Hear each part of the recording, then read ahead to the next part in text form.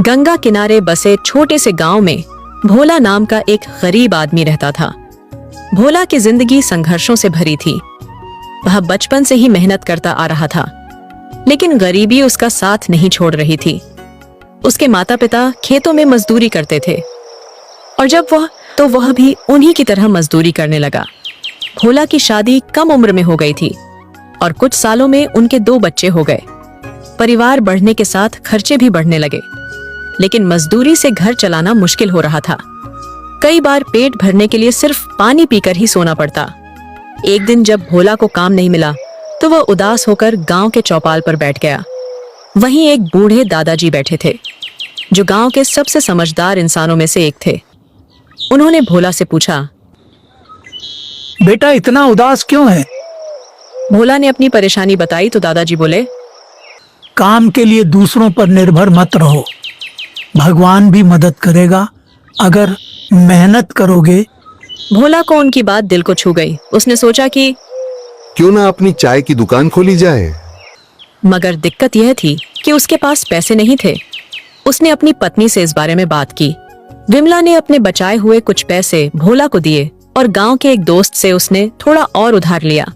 भोला ने गांव के चौपाल के पास एक पुराना लकड़ी का ठेला खरीदा और चाय बनाने का सामान जुटाया। मेहनत का पहले ही दिन उसने बड़ी मेहनत से चाय बनाई और राहगीरों को पिलाई।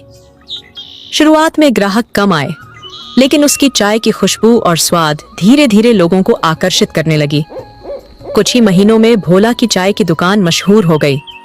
गांव के लोग, किसान मजदूर, स्कूल के बच्चे सब उसकी दुकान पर आने लगे। भोला हर ग्राहक से प्यार से बात करता और उन्हें चाय के साथ अपनापन भी परोस। हालांकि सफलता इतनी आसान नहीं थी। कई बार पुलिस वाले उससे दुकान हटाने को कहते, तो कभी गांव के बड़े लोग उसे तंग करते, लेकिन भोला ने हार नहीं मानी। उसने धीरे धीरे पैसे बचाए और पक्की दुकान बनाने की सोची। कुछ सालों बाद भोला ने अपनी छोटी सी पक्की दुकान बना ली। अब उसकी दुकान पर बिस्कुट, समोसे और ब्रेड पकड़े भी मिलने लगे। उसका परिवार खुशहाल हो गया।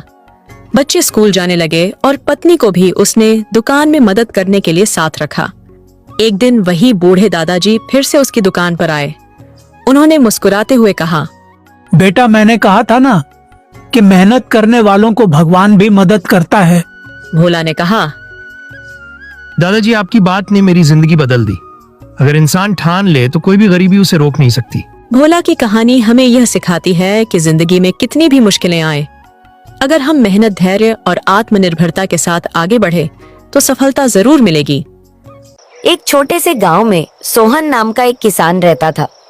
उसके पास एक छोटा सा खेत था, जिसमें वह अपनी पत्नी गीता के साथ मिलकर खेती करता था। उनके एक बच्चे थे, सोहन।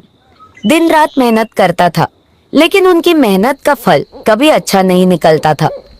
बारिश कम होती थी तो सूखा पड़ जाता था, ज्यादा बारिश होती थी तो फसलें बर्बाद हो जाती थी। एक दिन सोहन खेत में काम करते हुए उदास हो गया। सोहन, तुम इतने उदास क्यों हो? गीता, हम कितनी भी मेहनत कर ले, हमारा भाग्य साथ नहीं देता। हमारी फसलें कभी भी अच्छे से नहीं उगती हैं। लगता है कि हम इस गांव में कभी खुशहाल नहीं हो पाएंगे। सोहन, हार मत मानो। हमने इतनी मेहनत की है, हमें निराश नहीं होना चाहिए। हमें नए तरीके से खेती करने की कोशिश करनी चाहिए। नए तरीके से कैसे? हमारे पास तो कोई पैसा नहीं है कि हम नई तकनीक खरीद सके। हम गांव के सरकारी स्कूल में जाकर कृषि वैज्ञानिकों से सलाह ले सकते हैं। शायद वे हमें कुछ अच्छे सुझाव दे सके। सोहन को गीता की बात अच्छी लगी। अगले दिन वे दोनों गांव के स्कूल गए और वहां के कृषि वैज्ञानिक से मिले। वैज्ञानिक ने उन्हें बताया कि उनकी मिट्टी में नाइट्रोजन की कमी है। उन्होंने उन्हें बताया कि कैसे वे अपनी फसलों में जैविक खाद का इस्तेमाल करके नाइट्रोजन की कमी को पूरा कर सकते हैं। सोहन ने वैज्ञानिक की बातों को ध्यान से सुना और उन्हें धन्यवाद दिया। घर लौटकर उन्होंने गीता के साथ मिलकर जैविक खाद बनाने का काम शुरू किया। उन्होंने गांव के अन्य किसानों को भी जैविक खेती के बारे में बताया। अगले साल सोहन ने जैविक खाद का इस्तेमाल करके अपनी फसल उगाई। उनकी मेहनत रंग लाई और उनकी फसल बहुत अच्छी हुई। उनकी फसल देखकर गांव के अन्य किसान भी हैरान रह गए। उन्होंने